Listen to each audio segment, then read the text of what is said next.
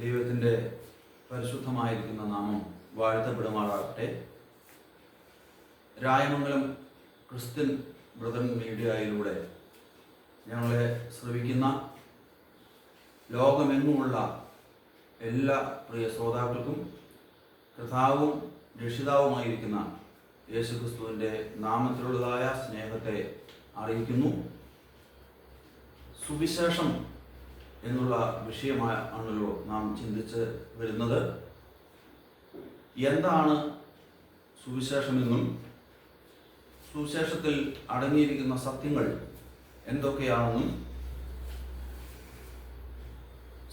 സുവിശേഷം എപ്രകാരം പ്രസംഗിക്കണമെന്നും അപ്പോസ്തലന്മാരുടെ പ്രസംഗ മാതൃക എന്തായിരുന്നെന്നും നാം ചിന്തിച്ച് വരികയായിരുന്നു.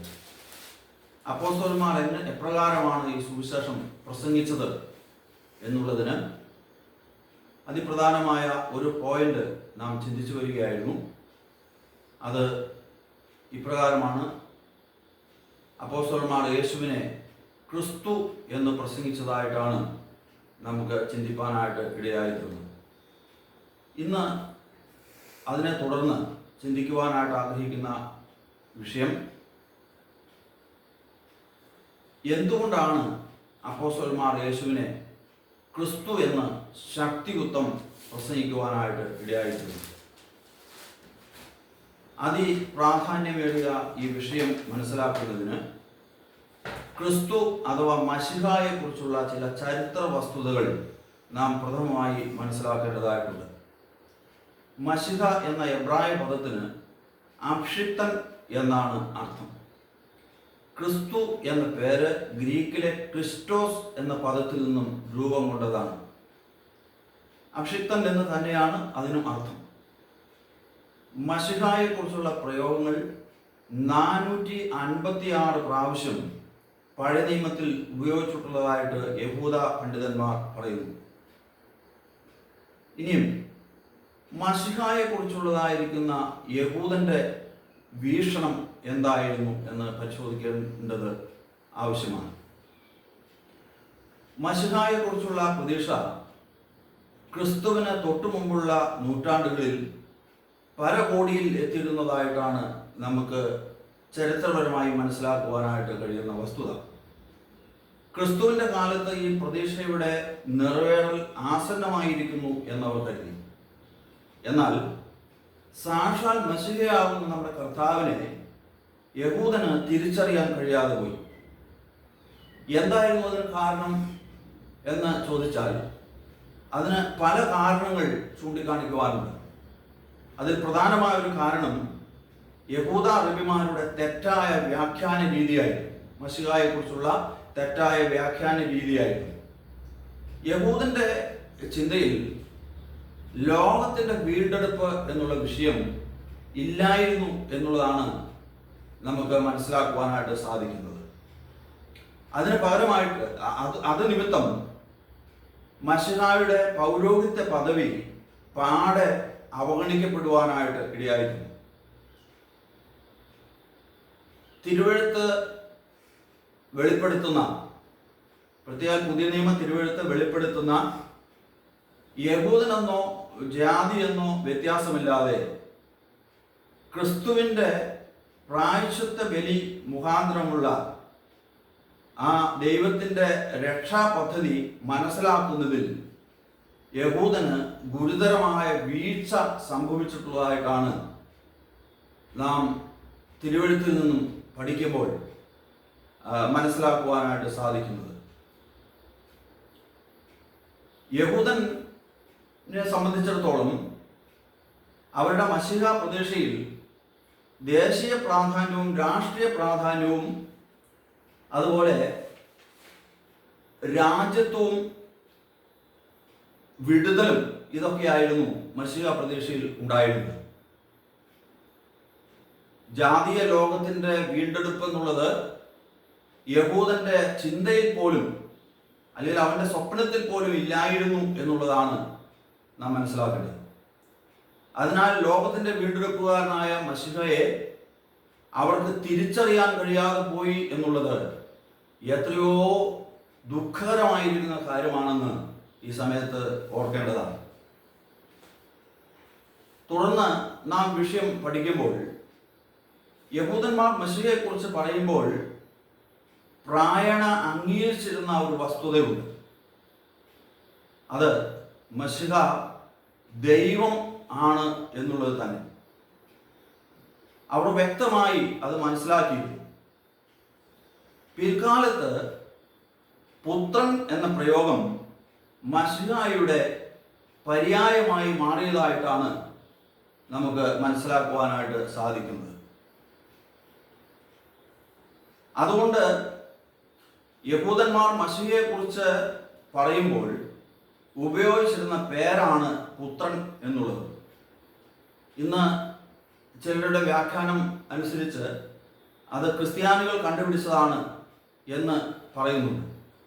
അത് സർവാബദ്ധമാണെന്ന് ഈ കാര്യങ്ങൾ നാം പഠിക്കുമ്പോൾ മനസ്സിലാക്കുവാനായിട്ട് സാധിക്കും. ഇങ്ങനെയുള്ള പ്രയോഗങ്ങൾ പഴയ നിയമത്തിൽ ധാരാളം നമുക്ക് കാണുവാനായിട്ട് സാധിക്കും. ഞാൻ ചില ഉദാഹരണങ്ങൾ ചൂണ്ടിക്കാണിക്കാനായിട്ട് ആഗ്രഹിക്കുകയാണ്. ചില സങ്കീർത്തനങ്ങളിൽ മശിഹായെ രാജാവും പുത്രനുമായിട്ട് പറയുന്നതായിട്ട് നമുക്ക് കാണാം. ഉദാഹരണമായിട്ട് 2-ാം സങ്കീർത്തനം നോക്കുക. 2-ാം സങ്കീർത്തനത്തിൽ ക്രിസ്തുവിൻ്റെ രാജ്യത്വത്തിന് എതിരായിട്ട് ലോകജാതികൾ ഉയർത്തുന്ന വെല്ലുവിളി ഈ സങ്കീർത്തനത്തിൻ്റെ പ്രഥമ ഭാഗത്ത് നമുക്ക് കാണുവാൻ കഴിയും. 2-ൽ യഹോവയ്ക്കും അവൻ്റെ അഭിഷിക്തനും അഥവാ മശിഹായ്ക്കും വിരോധമായുള്ള ലോകജാതികളുടെ മത്സരത്തെക്കുറിച്ച് പറഞ്ഞിട്ട് തുടർന്ന് സങ്കീർത്തനം 2-7-12 വാക്യങ്ങൾ നാം പരിശോധിക്കുമ്പോൾ ഇതേ അഭിഷിക്തനെ അഥവാ ക്രിസ്തുവിനെ പുത്രൻ എന്നാണ് വിളിക്കുന്നത്. ഇതിൽ നിന്നും ക്രിസ്തു തന്നെയാണ് ദൈവപുത്രൻ എന്നുള്ളത് എത്രയും വ്യക്തമായി നമുക്ക് മനസ്സിലാക്കുവാൻ കഴിയും. പുതിയ നിയമ തിരുവെഴുത്തിൽ നിന്നും അനേക തെളിവുകൾ ഇതിനായിട്ട് നമുക്ക് കണ്ടെത്താനായിട്ട് സാധിക്കും. യോഹന്നാന്റെ സുവിശേഷം 20:31 നാം നോക്കുമ്പോൾ യേശു ദൈവപുത്രനായ ക്രിസ്തു എന്ന് നിങ്ങൾ അറിയേണ്ടതിന് ഇത് എഴുതിയിരിക്കുന്നു എന്നാണ് നമുക്ക് ആ ഭാഗത്ത് കാണുവാൻ കഴിയും. അതിൻ്റെ കൂടുതൽ വിശദീകരണങ്ങൾ ഞാൻ പിന്നാലെ പറയുന്നതായിരിക്കും. ഇത് കൂടാതെ യോഹന്നാൻ 10-ാം അധ്യായത്തിൻ്റെ 24-25 വാക്യങ്ങളിൽ യഹൂദന്മാർ യേശുവിനോട് നീ ക്രിസ്തു എങ്കിൽ സ്പഷ്ടമായി പറയുവാൻ ആവശ്യപ്പെടുന്നു. ഈ 10-ാം അധ്യായം 24 മുതൽ 39 വരെയുള്ള വാക്യങ്ങൾ വിശദമായിട്ട് പഠിച്ചാൽ ആ യഹൂദന്മാരും ക്രിസ്തുവും തമ്മിലുള്ളതായിരിക്കുന്ന ആ സംഭാഷണത്തിൽ നിന്ന് ക്രിസ്തു തന്നെയാണ് ദൈവപുത്രൻ എന്നുള്ള സത്യം അർത്ഥശങ്കയ്ക്കിടയില്ലാതെ വണ്ണം നമുക്ക് മനസ്സിലാക്കുവാനായിട്ട് കഴിയുന്നതാണ്.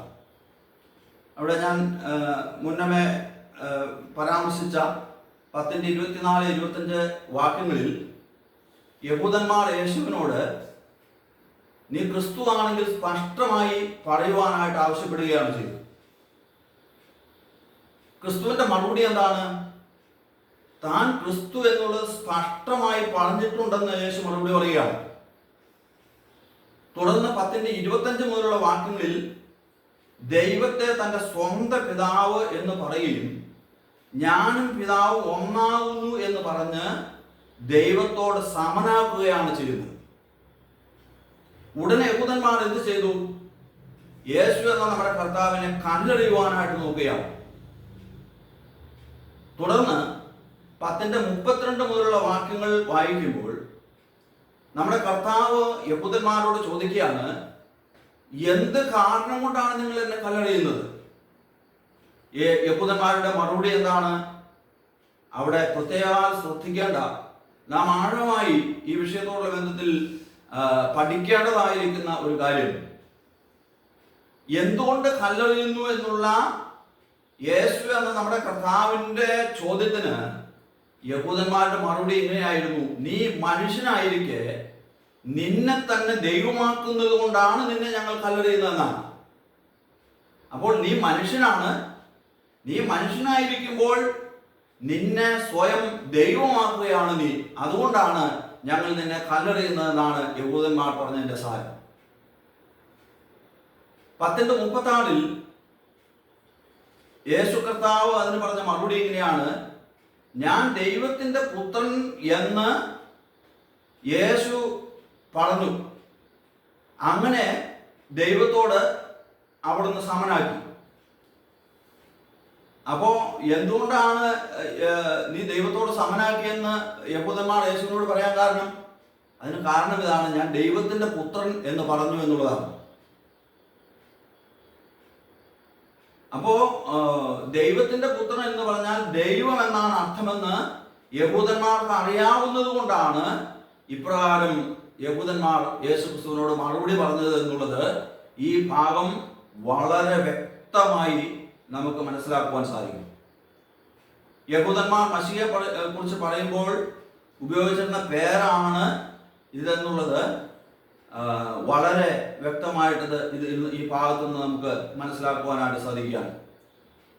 അപ്പോൾ മശിഹായെ അവർ ദൈവമെന്ന് തന്നെ മനസ്സിലാക്കിയിരുന്നു. ക്രിസ്തു ദൈവപുത്രനാണെന്ന് എന്നുള്ള സത്യം തിരുവെഴുത്ത് വെളിപ്പെടുത്തുമ്പോൾ അനേകം കൾട്ടുകൾ ഇത് തെറ്റായിട്ട് വ്യാഖ്യാനിക്കാറുണ്ട്. യേശു ക്രിസ്തു ദൈവപുത്രൻ എന്നുള്ള സത്യം ഇസ്ലാമിക ലോകം പാടെ നിരസിച്ചു കളയുന്നതായിട്ട് നമുക്ക് കാണുവാൻ കഴിയും. അതുപോലെ യഹോവ സാക്ഷികൾ ഉൾപ്പെടെയുള്ള അനേക ദുരുപദേശ സംഘടനകൾ പുത്രൻ യഹോവയിൽ താഴെയുള്ള ലഘുദൈവമായിട്ടാണ് വ്യാഖ്യാനിക്കുന്നത്. ഇതിന് കാരണം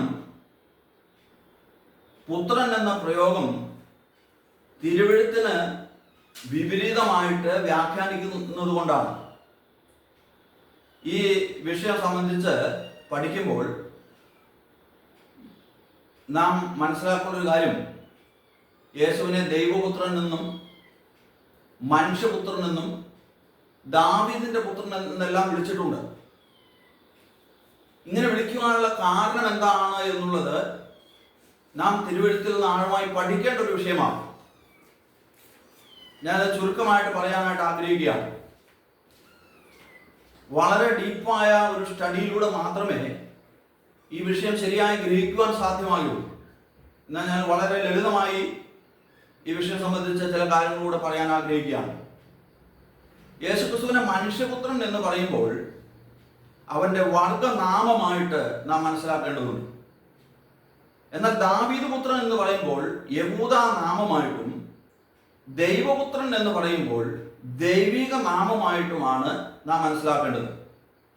ഈ വിഷയം സംബന്ധിച്ച് പ്രത്യേകം പഠിക്കേണ്ട ഒരു കാര്യം നാം ഈ സമയത്ത് ചിന്തിക്കേണ്ടതാണ്.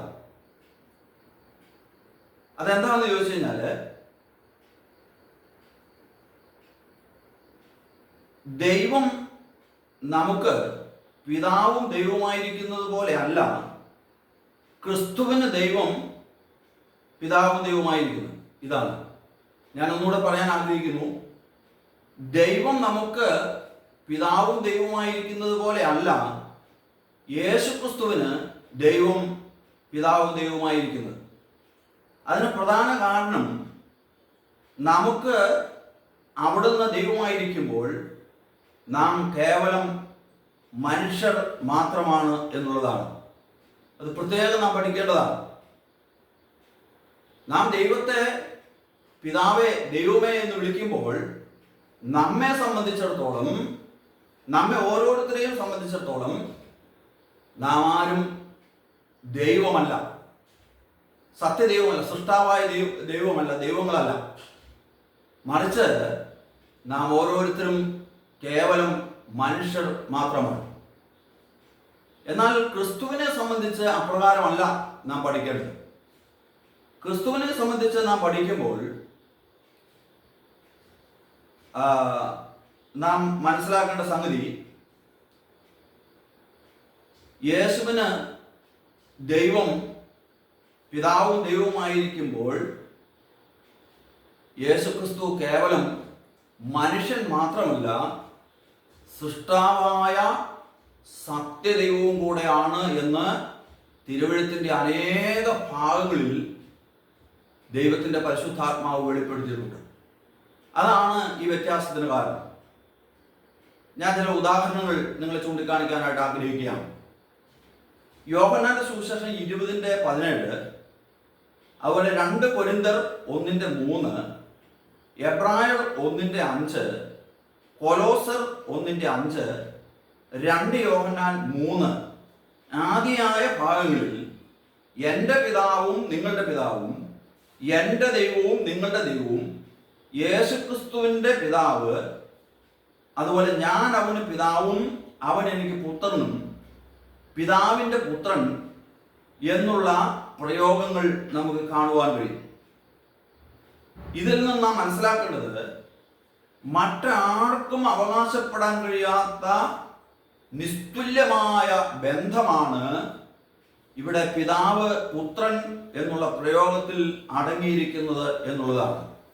ഞാൻ മുന്നമേ സൂചിപ്പിച്ചതുപോലെ വളരെ ഡീപ്പായിരിക്കുന്ന ഒരു സ്റ്റഡിയിലൂടെ മാത്രമാണ് ഈ വിഷയം നമുക്ക് മനസ്സിലാക്കുവാനായിട്ട് കഴിയുകയുള്ളൂ.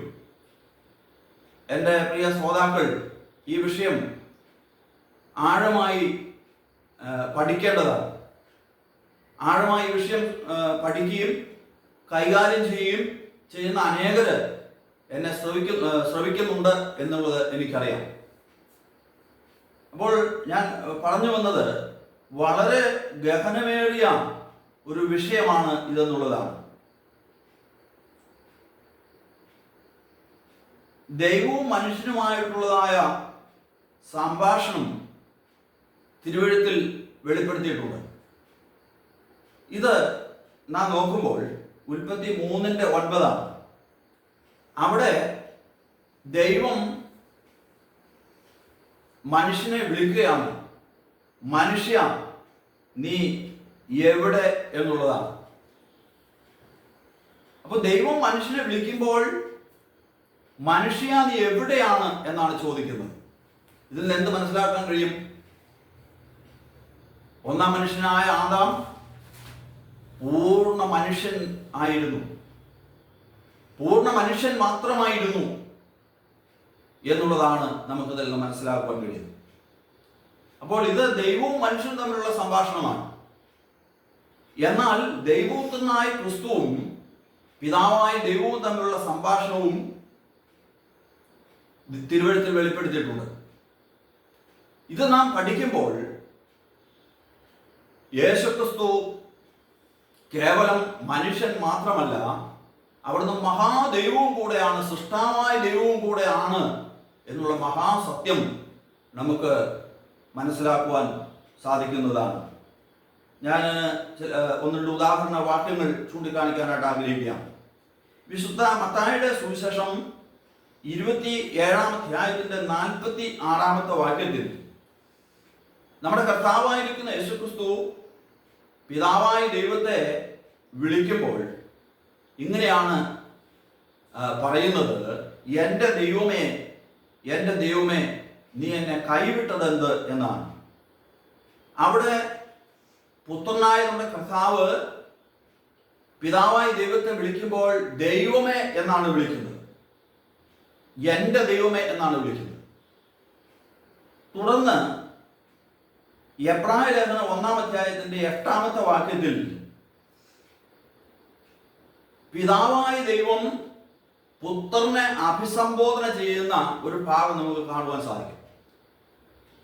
ഞാൻ പറഞ്ഞു, പുത്രനായ ക്രിസ്തു പിതാവിനെ എൻ്റെ ദൈവമേ എന്ന് വിളിച്ചു. ഇതുപോലെ എബ്രായ ലേഖനം 1-8 പിതാവായ ദൈവം പുത്രനെ അഭിസംബോധന ചെയ്യുമ്പോൾ ദൈവമേ എന്നാണ് വിളിക്കുന്നത്.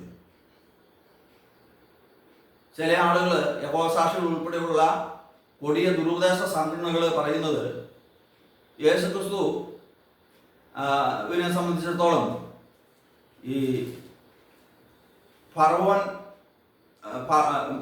ഫറവോന് മോശയെ ദൈവമാക്കി എന്ന് പറയുന്ന ഒരു ഭാഗം പുറപ്പാട് പുസ്തകത്തിലുണ്ട്. നോക്കൂ, ഞാൻ നിന്നെ ഫറവോന് ദൈവമാക്കിയിരിക്കുന്നു എന്ന് പറയുന്നുണ്ട്. അതുപോലെ ഈ യേശുക്രിസ്തുവിനെ പിതാവായ ദൈവമാക്കുകയായിരുന്നു എന്നാണ് യഹോവ സാക്ഷികളുടെ ന്യായം. ഞാൻ അതിൽ നിന്ന് ചില എതിർന്യായങ്ങൾ പറയാനായിട്ട് ആഗ്രഹിക്കുകയാണ്. അവിടെ പുറപ്പാട് പുസ്തകം നാം പഠിക്കുമ്പോൾ നോക്കൂ, ഞാൻ നിന്നെ ഫറവോനെ ദൈവമാക്കിയിരിക്കുന്നു എന്ന് മോശയോട് പറയുമ്പോൾ മോശ എന്ന് മനസ്സിലാക്കി? അല്ലെങ്കിൽ കേട്ടിരുന്ന അല്ലെങ്കിൽ തുടർന്ന് ഈ മോശ ഇസ്രായേൽ ജനത്തെ നടത്തിക്കൊണ്ടുവന്നപ്പോൾ, ആ മോശയെ ഉപദേശിച്ചപ്പോൾ, ആ ജനത്തെ നടത്തിയപ്പോൾ ഇസ്രായേൽ ജനം എന്ന് മനസ്സിലാക്കി? മോശ ഫറവോനെ സൃഷ്ടിച്ചു എന്നാണോ? അതോ എല്ലാവരും ദൈവത്തെ ആരാധിക്കുന്നത് പോലെ ഫറവോൻ മോശയെ ആരാധിക്കണമെന്നാണോ ദൈവം പറഞ്ഞതിന്റെ അർത്ഥം? ഒരിക്കലുമല്ല. അവിടെ നാം പഠിക്കുമ്പോൾ ഈ ദൈവത്തിന് പകരമായിട്ട് ഫറവോനോട് സംസാരിക്കാനായിട്ട് മോശയെ നിയോഗിച്ചു എന്ന് മാത്രമേ അർത്ഥമുള്ളൂ. അല്ലാതെ അവിടെ സൃഷ്ടാവായ ദൈവമെന്നോ ആരാധനായ ദൈവമെന്നുള്ള അർത്ഥമില്ല. ആ അർത്ഥത്തിലല്ല അവിടെ പറഞ്ഞിരിക്കുന്നത്. അപ്പോൾ ഇവിടെ ആ നിലയിൽ പിതാവായ ദൈവം പുത്രനെ ദൈവമാക്കുകയില്ലായിരുന്നു. അത് നമുക്കറിയണമെങ്കിൽ ആ ഭാഗം വിശദമായിട്ട് പഠിച്ചാൽ അറിയാം. പുത്രനോട് അവൻ ദൈവമേ നിന്റെ സിംഹാസനം എന്നും എന്നേക്കുമുള്ളത് എന്നാണ്. തുടർന്ന് പറയുന്നത്, നീ ആകാശത്തെ സൃഷ്ടിച്ചു, ആകാശം നിന്റെ കൈകളുടെ പ്രവൃത്തിയാണ്, ഭൂമിക്ക് നീ അടിസ്ഥാനമിട്ടു എന്നെല്ലാം പറയുമ്പോൾ അവിടെ ഇന്ന് യോസാക്ഷികൾ പറയുന്നത് പോലെ കേവലം ഒരു കുട്ടി ദൈവം എന്ന അർത്ഥത്തിലല്ല, മറിച്ച് സൃഷ്ടാവും ആരാധ്യനുമായ ദൈവമാണ് യേശുക്രിസ്തു എന്നാണ്. അവിടെ ആ 1-ാം അധ്യായം അതിന്റെ പ്രഥമ ഭാഗത്ത് ആദ്യജാതനെ പിന്നെയും ഭൂതലത്തിലേക്ക് പ്രവേശിപ്പിക്കുമ്പോൾ ദൈവത്തിന്റെ സകല ദൂതന്മാരും അവനെ നമസ്കരിക്കണമെന്നുള്ള പിതാവായ ദൈവത്തിന്റെ കൽപ്പന നമുക്ക് കാണുവാൻ സാധിക്കും. ആരെ നമസ്കരിക്കണം? ആരെ ആരാധിക്കണം? യേശു എന്ന കർത്താവിനെ ആരാധിക്കണം എന്നാണ് അവിടെ പിതാവായ ദൈവത്തിന്റെ കൽപ്പന, ആ പ്രഖ്യാപനം. ഇത് ദൈവകോടതിയുടെ പ്രഖ്യാപനമാണ്, ദൈവത്തിന്റെ പ്രഖ്യാപനമാണ്, തിരുവഴുത്തിന്റെ പ്രഖ്യാപനമാണ്. ഇത് ഏവരും അംഗീകരിച്ചേ മതിയാകത്തുള്ളൂ. ഞാനൊരു കാര്യം വളരെ വ്യക്തമായിട്ട് പറയട്ടെ, യേശുക്രിസ്തുവിനെ ദൈവമായി അംഗീകരിക്കാത്ത ഒരു വ്യക്തിക്കും ക്രിസ്ത്യാനി എന്ന് അവകാശപ്പെടാൻ സാധ്യമല്ല. അത് തിരുവഴുത്തിൽ വളരെ വ്യക്തമായി വെളിപ്പെടുത്തിയിരിക്കുന്ന കാര്യമാണ്. വളരെ വ്യക്തമായി ഞാൻ പറയട്ടെ. അപ്പോൾ അവിടെ ആരാധന, ആദ്യജാതനെ പിന്നെയും ഭൂതലത്തിലേക്ക് പ്രവേശിക്കും. അവന്റെ രണ്ടാമത്തെ വരവിൽ, മഹത്വ പ്രത്യക്ഷതയിൽ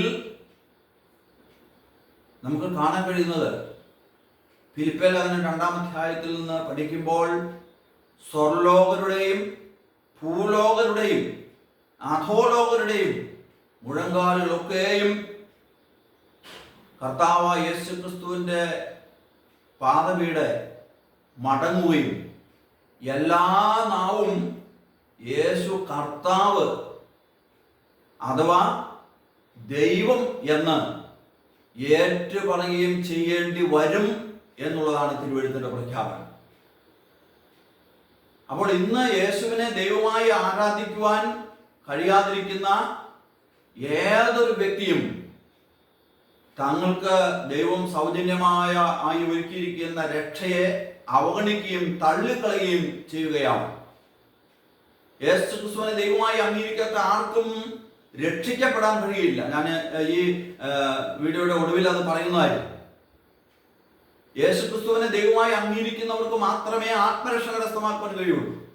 അങ്ങനെ ദൈവമായി അംഗീകരിക്കാൻ വിമുഖത കാണിച്ച് അവിടുത്തെ കേവലം മനുഷ്യനായി തരം താഴ്ത്തി അവിടുത്തെ തള്ളിക്കളയുന്ന ഏതൊരു വ്യക്തിയും, അത് യഹോവയുടെ സാക്ഷികളായാലും ഏതൊരു വ്യക്തിയായിരുന്നാലും, ഒടുവിലായി യേശുക്രിസ്തുവിന്റെ ആ പരമോന്നത സിംഹാസനത്തിന്റെ മുമ്പിൽ മുട്ടുമടക്കി നിന്നുകൊണ്ട് അതെ യേശു ദൈവമായിരുന്നു എന്ന് ഏറ്റ് പറയിപ്പിക്കാതെ നിത്യനാശം എന്ന ശിക്ഷാവിധിയിലേക്ക് ദൈവം അവരെ പറഞ്ഞയക്കുകയില്ല. അത് പറയിപ്പിച്ച് മാത്രമേ, ഞങ്ങൾ തള്ളിക്കളഞ്ഞു എന്നുള്ള സത്യം അവിടെ തുറന്ന് സമ്മതിപ്പിച്ചതിന് ശേഷമാണ് നിത്യനാശം എന്ന ശിക്ഷാവിധിയിലേക്ക് അവരെ പറഞ്ഞു വിടുകയുള്ളൂ.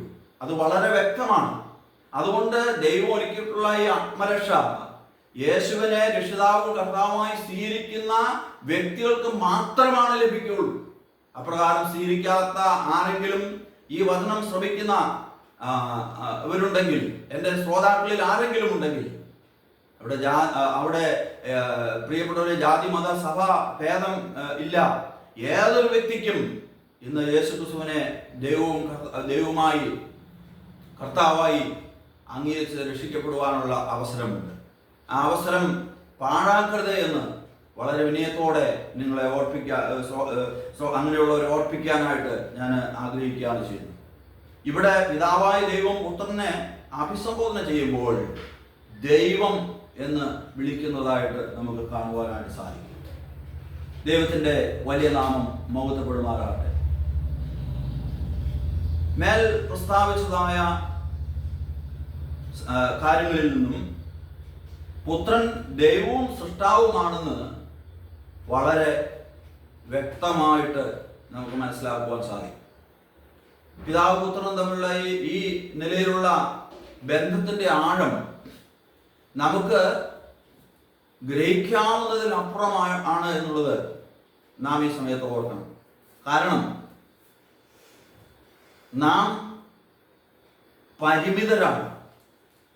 എന്നാൽ ദൈവത്തെ സംബന്ധിച്ചിടത്തോളം അവൻ അപരിമിതനാണ് എന്നുള്ളതാണ് നാം ഓർക്കേണ്ടത്. അതുകൊണ്ടാണ് ഈ മഹാസത്യം നമുക്ക് പൂർണ്ണമായ നിലയിൽ മനസ്സിലാക്കുവാൻ കഴിയാത്തത്. ദൈവത്തിൻ്റെ പരിശുദ്ധാത്മാവ് തിരുവെഴുത്തിലൂടെ വെളിപ്പെടുത്തിയിരിക്കുന്നതിനനുസരിച്ച് മാത്രമേ നമുക്ക് ഇത് മനസ്സിലാക്കുവാനായിട്ട് സാധിക്കുകയുള്ളൂ. അതുകൊണ്ട് ദൈവത്തെ പൂർണ്ണമായ നിലയിൽ അപഗ്രഥനം ചെയ്യുവാനായിട്ട് ഒരു മനുഷ്യർക്കും കഴിയുകയില്ല എന്നുള്ളത് നാം ഓർക്കേണ്ടതാണ്. ഞാൻ ഇതോടുള്ള ബന്ധത്തിൽ ചില സത്യങ്ങൾ കൂടെ ചൂണ്ടിക്കാണിക്കട്ടെ. വിശുദ്ധ മത്തായിയുടെ സുവിശേഷം അതിൻ്റെ 11-ാം അധ്യായത്തിൻ്റെ 27, ലൂക്കോസിന്റെ സുവിശേഷം 10-ാം അധ്യായത്തിൻ്റെ 22-ാമത്തെ വാക്യം, ഈ വചനഭാഗങ്ങൾ നാം പഠിക്കുമ്പോൾ അവിടെ രേഖപ്പെടുത്തിയിരിക്കുന്നത് പിതാവ് അല്ലാതെ ആരും പുത്രനെ അറിയുന്നില്ല, പുത്രനും പുത്രൻ വെളിപ്പെടുത്തി കൊടുക്കാൻ ഇച്ഛിക്കുന്നവനും അല്ലാതെ ആരും പിതാവിനെ അറിയുന്നില്ല എന്നാണ്. അപ്പോൾ പിതാവ് പുത്രൻ എന്നുള്ളതായിരിക്കുന്ന നിസ്തുല്യമായ ബന്ധത്തിന്റെ ആഴം നമുക്ക് ഗ്രഹിക്കാവുന്നതിനപ്പുറമാണ് എന്ന് നമ്മുടെ കർത്താവ് തിരുവായി പൊഴിഞ്ഞ ഈ വചനത്തിൽ നിന്നും നമുക്ക് മനസ്സിലാക്കുവാൻ സാധിക്കും. ഇതിൽ നിന്ന് നാം മനസ്സിലാക്കേണ്ട മറ്റൊരു സത്യം കൂടെ ഞാൻ ഓർമ്മപ്പെടുത്തുവാനായിട്ട് ആഗ്രഹിക്കുകയാണ്. മനുഷ്യനെ രക്ഷിക്കാനായിട്ട് കേവലം ഒരു മനുഷ്യന് സാധ്യമല്ല. അങ്ങനെ വന്നാൽ മനുഷ്യന്റെ രക്ഷ മാനുഷിക പ്രവൃത്തിയാൽ നടക്കുന്നു എന്ന് പറയേണ്ടി വരും. എന്നാൽ മനുഷ്യകേന്ദ്രീകൃതമായ ഒരു രക്ഷയെ ഒരിക്കലും തിരുവെഴുത്ത് പഠിപ്പിക്കുന്നില്ല. ദൈവകേന്ദ്രീകൃതമായ ഒരു രക്ഷയാണ് രക്ഷാശാസ്ത്രം പഠിപ്പിക്കുന്നത്. അത് വളരെ വ്യക്തമായിട്ട് നാം ഓർക്കേണ്ടതാണ്. ഇനി മറിച്ച് ചിന്തിക്കുന്നത് കൃപയാലുള്ള രക്ഷ എന്നുള്ള പുതിയ നിയമ തിരുവെഴുത്തിന്റെ പ്രഖ്യാപനത്തിന് എതിരായി മാറും എന്നുള്ളതാണ്. അതുകൊണ്ട് മനുഷ്യന്റെ രക്ഷകൻ ദൈവമായിരിക്കണം എന്നുള്ളത് തിരുവെഴുത്തിന്റെ മാറ്റമില്ലാത്ത പ്രഖ്യാപനമാണ്. അതുകൊണ്ട് യേശുവിനെ ദൈവമായി അംഗീകരിക്കാത്ത ആർക്കും രക്ഷിക്കപ്പെടുവാൻ അല്ലെങ്കിൽ ജീവൻ പ്രാപിക്കാൻ കഴിയുകയില്ല എന്നുള്ള സത്യം തിരുവെഴുത്ത് വളരെ വ്യക്തമായിട്ട് വെളിപ്പെടുത്തിയിട്ടുണ്ട്. ഞാനൊരു വേദഭാഗം പ്രിയ ശ്രോതാക്കളെ ചൂണ്ടിക്കാണിക്കാൻ ആഗ്രഹിക്കുന്നു. യോഹന്നാന്റെ സുവിശേഷം 20-ാം അധ്യായത്തിന്റെ 31-ാം വാക്യത്തിൽ നാം വായിക്കുന്നത്, യേശു ദൈവപുത്രനായ ക്രിസ്തു എന്ന് നിങ്ങൾ വിശ്വസിക്കേണ്ടതിനും വിശ്വസിച്ചിട്ട് അവന്റെ നാമത്തിൽ നിങ്ങൾക്ക് ജീവൻ ഉണ്ടാകേണ്ടതിനും ഇത് എഴുതിയിരിക്കുന്നു എന്നാണ്. അപ്പോൾ നോക്കുക, ഇവിടെ ജീവൻ ഉണ്ടാകുക എന്ന് പറയുന്നത് രക്ഷിക്കപ്പെടുക എന്നുള്ള അർത്ഥത്തിലാണ് പറഞ്ഞിരിക്കുന്നത്. എന്താണ് ഈ ജീവൻ? അത് നമ്മുടെ കർത്താവായിരിക്കുന്ന യേശുക്രിസ്തു തന്നെയാണ്.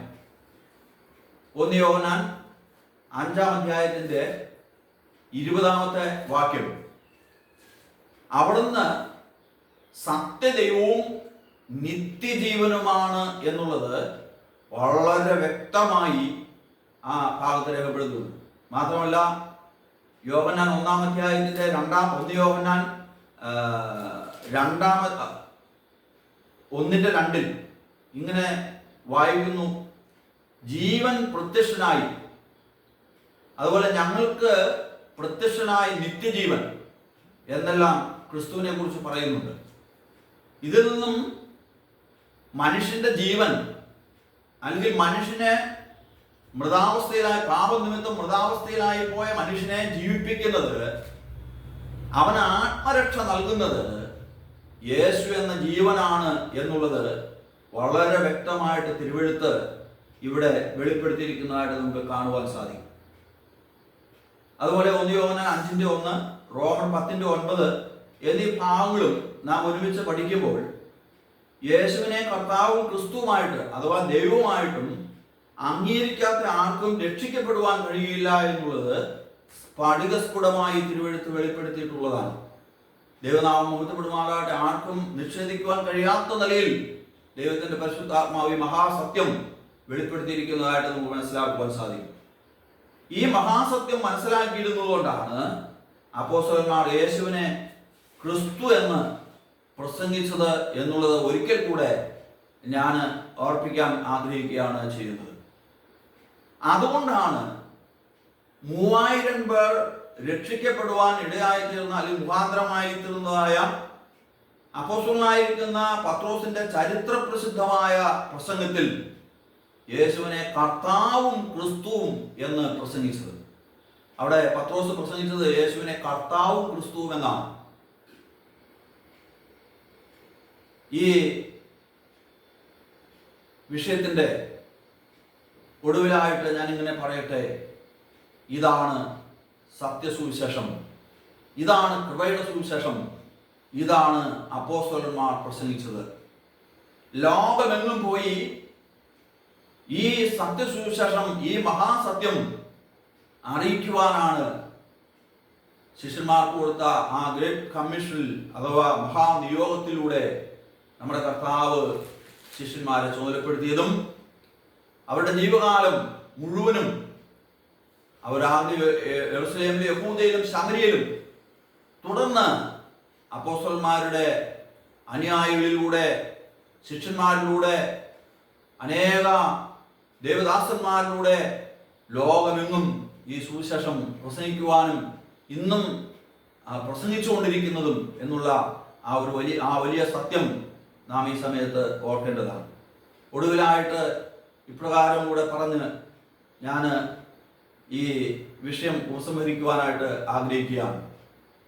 ഈ ഉപദേശം കൊണ്ടല്ലാതെ ആരെങ്കിലും നിങ്ങളുടെ ഭവനത്തിൽ വന്നു കഴിഞ്ഞാൽ അവരെ വീട്ടിൽ കൈക്കൊള്ളുകയോ അവനുമായി കൂട്ടായ്മ കൂടുകയോ ചെയ്യുവാൻ പാടില്ല എന്ന് വളരെ വ്യക്തമായിട്ട് തിരുവെഴുത്തിൽ വെളിപ്പെടുത്തിയിട്ടുണ്ട്. അപ്പോസ്തലന്മാർ അത് വിലക്കിയിട്ടുള്ളതായിട്ട് നമുക്ക് കാണുവാനായിട്ട് സാധിക്കും. കാരണം യേശുവിനെ ക്രിസ്തുവായി അഥവാ ദൈവമായി സ്വീകരിക്കാത്തവനെ കുറിച്ച് അപ്പോസ്തലനായിരിക്കുന്ന യോഹന്നാൻ പറയുന്നത് വഞ്ചകനും എതിർക്രിസ്തുക്കളുമാണ്, അല്ലെങ്കിൽ എതിർക്രിസ്തുവുമാണ് അങ്ങനെയുള്ളവർ എന്നാണ്. 2 യോഹന്നാൻ 7:10 ഈ കാര്യം വളരെ വ്യക്തമായിട്ട് പറയുന്നുണ്ട്. അതായത് ഈ നിലയിലുള്ള അപ്പോസ്തലന്മാർ ഉപദേശിച്ചിട്ടുള്ള ഈ ഉപദേശം കൊണ്ടല്ലാതെ യേശുവിനെ ക്രിസ്തു എന്ന് പറയാത്ത, അല്ലെങ്കിൽ ആ യേശുവിനെ ക്രിസ്തു അല്ല എന്ന് നിഷേധിക്കുന്ന, അവിടുത്തെ ദൈവത്വത്തെ നിഷേധിക്കുന്ന ആരെങ്കിലും നിങ്ങളുടെ ഭവനത്തിൽ വന്നാൽ അവരെ വീട്ടിൽ കൈക്കൊള്ളരുത്, അവനുമായി കുശലം പറയരുത്, അവന് കൂട്ടായ്മ കൊടുക്കരുത്, അവനുമായിട്ട് കൂട്ടുകൂടരുത് എന്ന് വളരെ വ്യക്തമായിട്ട് തിരുവെഴുത്തിൽ വെളിപ്പെടുത്തിയിരിക്കുന്നതായിട്ട് നമുക്ക് കാണുവാനായിട്ട് സാധിക്കും. മേൽ പറയപ്പെട്ട സത്യങ്ങളുടെ വെളിച്ചത്തിൽ എന്താണ് സത്യസുവിശേഷമെന്ന് നമുക്ക് മനസ്സിലാക്കുവാൻ, ചുരുങ്ങിയ നിലയിലെങ്കിലും മനസ്സിലാക്കുവാൻ സാധിച്ചു. ഇന്ന് അനേക സ്ഥലങ്ങളിലും പ്രോസ്പെരിറ്റി തിയോളജിക്കാര് അവര് പ്രസംഗിക്കുന്നത് സത്യസുവിശേഷമാണോ എന്നുള്ളത് എൻ്റെ പ്രിയ ശ്രോതാക്കൾ, കേൾവിക്കാരായ പ്രിയപ്പെട്ടവര് വിലയിരുത്തണമേ എന്ന് ഞാൻ ഓർമ്മപ്പെടുത്തുകയാണ്. ഇന്ന് സുവിശേഷ പ്രസംഗം എന്നുള്ള നിലയിൽ സംഘടിപ്പിക്കുകയും സത്യസുവിശേഷത്തിന് എതിരായിട്ടുള്ളതായ കാര്യങ്ങൾ പ്രസംഗിച്ച് കേൾക്കുന്ന ഒരു കാലയളവിലാണ് നാം ജീവിക്കുന്നത്. സത്യസുവിശേഷത്തിന് എതിരായിട്ടുള്ളതായിരിക്കുന്ന അനേക ഉപദേശങ്ങളാണ് ഇന്ന് ലോകത്തിൽ നമുക്ക് കേൾക്കുവാനായിട്ട് സാധിക്കുന്നത്. അതിന് ഗോസ്പൽ എന്ന് ഒരിക്കലും പറയാൻ കഴിയില്ല. ഗോസ്പൽ പ്ലസ് എന്ന് വേണമെങ്കിൽ പറയാം. എന്താണ് ഗോസ്പൽ പ്ലസ് എന്ന് പറഞ്ഞു കഴിഞ്ഞാൽ സുവിശേഷത്തോട് കൂട്ടുചേർക്കുക, സത്യസുവിശേഷത്തോട് കൂട്ടുചേർക്കുക എന്നുള്ളതാണ്. കൂട്ടുചേർത്ത് പ്രസംഗിക്കുക എന്നുള്ളതാണ്. ഈ സമർത്ഥ്യ ദൈവശാസ്ത്രമൊക്കെ ആ നിലയിലാണ് ഉള്ളത് എന്നുള്ളത് നാം മനസ്സിലാക്കേണ്ടതാണ്. അതുകൊണ്ട് ഇങ്ങനെ പറഞ്ഞ് എൻ്റെ വാക്കുകൾ ഞാൻ ചുരുക്കട്ടെ. നാം സത്യസുവിശേഷത്തിൻ്റെ വാക്താക്കളായിരിക്കേണ്ടതാണ്. സുവിശേഷ സത്യങ്ങൾക്ക് വേണ്ടി നമ്മുടെ കർത്താവ് അപ്പോസ്തലന്മാർക്ക് നൽകിയതും അപ്പോസ്തലന്മാർ സഭയ്ക്ക് ഏൽപ്പിച്ചതെന്നുമായിരിക്കുന്ന എന്നിലുള്ള സത്യ ഉപദേശങ്ങൾ നമ്മുടെ ജീവിതത്തിൽ മുറുകെ പിടിച്ചുകൊണ്ട് നമ്മുടെ ശിഷ്ടായുസ് കഴിപ്പാൻ്റെ ഗുണം വലിയവനായിരിക്കുന്ന ദൈവം ഈ വചനങ്ങളാൽ നമ്മെ സഹായിക്കട്ടെ എന്ന് ആത്മാർത്ഥമായി പ്രാർത്ഥിച്ചുകൊണ്ട് ഞാൻ ഈ വിഷയം ഇവിടെ ചുരുക്കുവാനായിട്ട് ആഗ്രഹിക്കുകയാണ്. ഇതിൻ്റെ തുടർന്നുള്ളതായിരിക്കുന്ന ഭാഗങ്ങൾ അപ്പോസ്തലന്മാർ യേശുവിനെ ക്രിസ്തു എന്ന് പ്രസംഗിച്ചതായിട്ട് നാം ചിന്തിച്ചു. ഇനി അടുത്ത പോയിന്റ് നമുക്ക് അടുത്ത വീഡിയോയിൽ കേൾക്കുവാനായിട്ട് സാധിക്കും. ഈ വീഡിയോ നിങ്ങൾ ഷെയർ ചെയ്ത് അനേകർക്ക് കൊടുക്കുകയും ഇത് അനേകർക്ക് പ്രയോജനപ്പെടുവാനുള്ള ഇടയായി തീരട്ടെ. ഞങ്ങൾക്ക് വേണ്ടിയും പ്രാർത്ഥിക്കണം. രായമംഗലം ക്രിസ്ത്യൻ ബ്രദറൻ മീഡിയയുടെ എല്ലാ നിലയിലുള്ള നന്ദിയും സ്നേഹവും അറിയിച്ചുകൊണ്ട് എൻ്റെ വാക്കുകളിലൂടെ ചുരുക്കുന്നു. ദൈവമായ കർത്താവ് നമ്മെ അനുഗ്രഹിക്കുമാറാകട്ടെ. ആമേൻ.